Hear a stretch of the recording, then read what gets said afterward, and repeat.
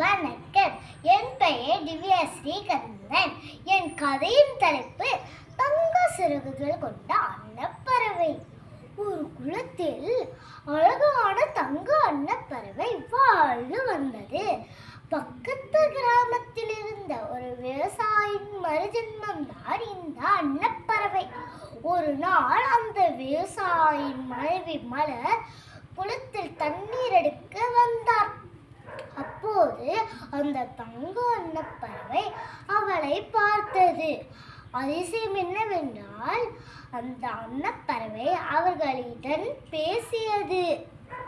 நான் தான் உன்னுடைய இறந்து போன கணவன். இப்போது தங்க அன்னப்பறவையாய் பிறந்துள்ளேன். உனக்கும் நம்மளுடைய பசங்களுக்கும் உதவி பண்ண வேண்டும் என்று ஆசைப்படுகிறேன் என்றது. என்ன, இதை என்னால் நம்பவே இயலவில்லை. சரி, உன்னால் எப்படி எங்களுக்கு உதவி பண்ண முடியும் என்று மலர் கேட்டாள். அதற்கு அவர், நீ தினமும் என்னிடமிருந்து ஒரு தங்க இறகை எடுத்துக்கொண்டு செல்லலாம். அதை விற்று உங்களுக்கு தேவையான அனைத்தையும் செய்து கொள்ளுங்கள் என்றார். அதற்கு அவருடைய மனைவி, நீ சொல்வது நல்ல யோசனை. இனிமேல் நாங்கள் எதற்கும் கஷ்டப்பட வேண்டியதில்லை. காலங்கள் கடந்தன. தினமும் மலர் யாருக்கும் தெரியாமல் குளத்திற்கு வந்து ஒரு தங்க இறகை எடுத்துக்கொண்டு செல்வார். அப்படி அழகிய வீட்டையும் கட்டிவிட்டார்கள்.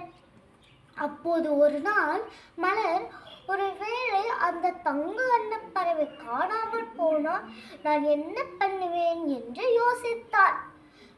அதனால் மறுநாள் குளத்திற்கு செல்லும் போது மலர் அன்னப்பறவையிடம், நீங்கள் எங்க கூடவே வந்து விடுங்க, நாங்கள் உங்களை நன்றாக பார்த்து கொள்வோம் என்று கூறினார். இதற்கு அந்த அன்னப்பறவையும் சம்மதிக்க மலர் அவருடைய வீட்டிற்கு பின்புறம் அன்னப்பறவைக்கு ஒரு இடம் ஏற்பாடு செய்தார். அந்த அன்னப்பறவையும் மகிழ்ச்சியுடன் வாழ்ந்து வந்தது. சில நாட்களுக்கு பிறகு அந்த அன்னப்பறவைக்கு வயதாகியது. அவருடைய மனைவி தினமும் இறகை எடுப்பது கடினமாக உள்ளதால் ஒரேடியாக நிறைய இறகுகளை எடுக்க முடிவு செய்தார். ஆதலால் அந்த அன்னப்பறவையிடம் சென்று, தினமும் ஒரு இறகை எடுப்பது எனக்கு ரொம்ப கஷ்டமா இருக்கு. அதனால் சேர்ந்து நிறைய இறகுகளை எடுக்க எண்ணுகிறேன் என்றார். நீ சொல்வது சரிதான், ஆனால் என்னால் ஒரு நாளைக்கு ஒரு தங்க இறகுக்கு மேல் தர இயலாது என்று அந்த அன்னப்பறவை சொல்லி முடிப்பதற்கு முன்னே மலர் அன்னப்பறவையை பிடித்து எல்லா தங்க இறகுகளையும் எடுத்து விட்டார். அப்போது அந்த எல்லா இறகுகளும் சாதாரண இறகுகளாய் மாறியது. அதற்கு அன்னப்பறவை, நீ என் பேச்சை மீறி விட்டாய்.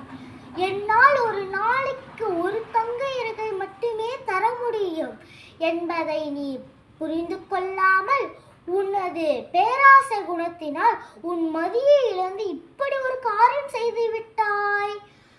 அதனால் என்னால் கிடைத்த எல்லா செல்வங்களும் மறைந்தே போகட்டும் என்று கூறி சினத்துடன் அவ்விடத்தை விட்டு வெளியேறியது.